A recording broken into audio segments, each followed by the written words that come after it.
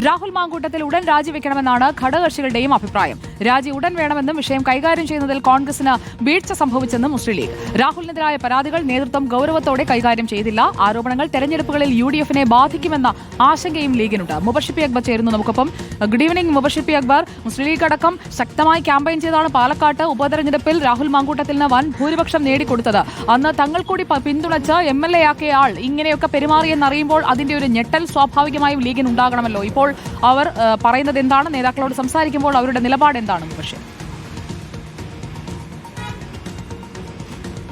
Good evening Sujaya Parvathi. കടുത്ത അമർഷം, കടുത്ത അതൃപ്തി തന്നെയാണ് രാഹുൽ മാങ്കൂട്ടത്തിലുമായി ബന്ധപ്പെട്ട വിഷയത്തിൽ മുസ്ലിം ലീഗും ഈ ഒരു ഘട്ടത്തിൽ പ്രകടിപ്പിക്കുന്നത്. വിശേഷം ഇക്കഴിഞ്ഞ ഉപതെരഞ്ഞെടുപ്പുകളിലൊക്കെ തന്നെ UDF മുന്നണി എന്ന നിലയിൽ മികച്ച ഒരു പ്രകടനം കാഴ്ചവെക്കുന്ന സാഹചര്യത്തിൽ പാലക്കാട് രാഹുൽ മാങ്കൂട്ടത്തിൽ വിജയിപ്പിച്ചതാണ്. നിലമ്പൂരിൽ UDF വലിയ ഭൂരിപക്ഷത്തിൽ വിജയിച്ചുകൊണ്ട് മണ്ഡലം തിരിച്ചുപിടിച്ചതാണ്. ഒറ്റക്കെട്ടായി മുന്നണി സംവിധാനം മുന്നോട്ട് പോകുന്നു. വരാൻ പോകുന്ന തദ്ദേശ സ്വയംഭരണ തെരഞ്ഞെടുപ്പിലും അതുപോലെ തന്നെ നിയമസഭാ തെരഞ്ഞെടുപ്പിലും വലിയ മുന്നേറ്റം UDF-ന് ഉണ്ടാക്കാൻ കഴിയുമെന്നൊരു പ്രതീതി ഉണ്ടായൊരു പശ്ചാത്തലത്തിലായിരുന്നു മുന്നണിയെ തന്നെ പ്രതിരോധത്തിലാക്കുന്ന ഒരു സംഭവം രാഹുൽ മാങ്കൂട്ടത്തിലുമായി ബന്ധപ്പെട്ടുണ്ടായത്. സ്വാഭാവികമായിട്ടൊരു വിഷയത്തിൽ കോൺഗ്രസിന് വീഴ്ച സംഭവിച്ചു എന്നുള്ളതാണ് മുസ്ലിം ലീഗിലെ ഒരു വിഭാഗം നേതാക്കൾ ചൂണ്ടിക്കാണിക്കുന്നത്. വിശേഷം നേരത്തെ തന്നെ യുവനടി ഉൾപ്പെടെയുള്ള യുവതികൾ രാഹുൽ മാങ്കൂട്ടത്തിനെതിരായിട്ടുള്ള പരാതി കോൺഗ്രസ് നേതൃത്വത്തെ അറിയിച്ച ഘട്ടത്തിൽ ഒരു പക്ഷേ ആ ഒരു സമയത്ത് തന്നെ നേതൃത്വം ആ ഒരു പരാതികളൊക്കെ തന്നെ പരിഗണിച്ച് പരിഹരിച്ചിരുന്നെങ്കിൽ പ്രശ്നം ഇത്രത്തോളം വഷളാകുമായിരുന്നില്ല എന്നൊരു ചോദ്യമാണ് മുസ്ലിം ലീഗിലെ ഒരു വിഭാഗം നേതാക്കൾ ഉന്നയിക്കുന്നത്. അതോടൊപ്പം തന്നെ യുവനടിയുടെ പരാതി ഉൾപ്പെടെ പുറത്തു വന്നൊരു പശ്ചാത്തലത്തിൽ രാഹുൽ മാങ്കൂട്ടത്തിൽ നടത്തിയ വിശദീകരണം, ന്യായീകരണം അതൊരിക്കലും അംഗീകരിക്കാൻ സാധിക്കില്ല. അത് പ്രശ്നം കൂടുതൽ കുഴപ്പത്തിലേക്ക് എത്തിച്ച് വഷളാക്കി എന്നുള്ളതാണ് മുസ്ലിം ലീഗിൽ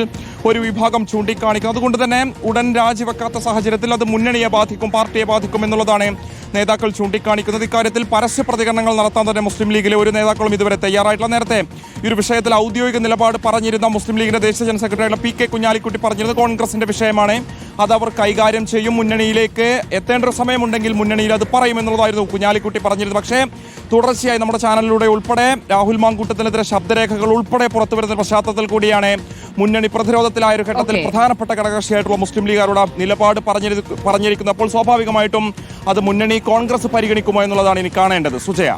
ശരി, മുബഷിർ അക്ബറാണ് വിവരങ്ങളുമായി നമുക്കൊപ്പം ചേർന്നത്. ഘടകകക്ഷികൾ അതൃപ്തരാണ്. കോൺഗ്രസിനുള്ളിൽ അണികളും നേതാക്കളും വനിതാ നേതാക്കളും എല്ലാവരും അതൃപ്തരാണ്. ഈ അതൃപ്തിയെല്ലാം ഹൈക്കമാൻഡ് കാണുന്നുണ്ട്. നടപടി ഉണ്ടാകും എന്ന സൂചന തന്നെയാണ് KC വേണുഗോപാലിന്റെ ഇന്നത്തെ പ്രതികരണത്തിൽ നമ്മൾ കണ്ടത്.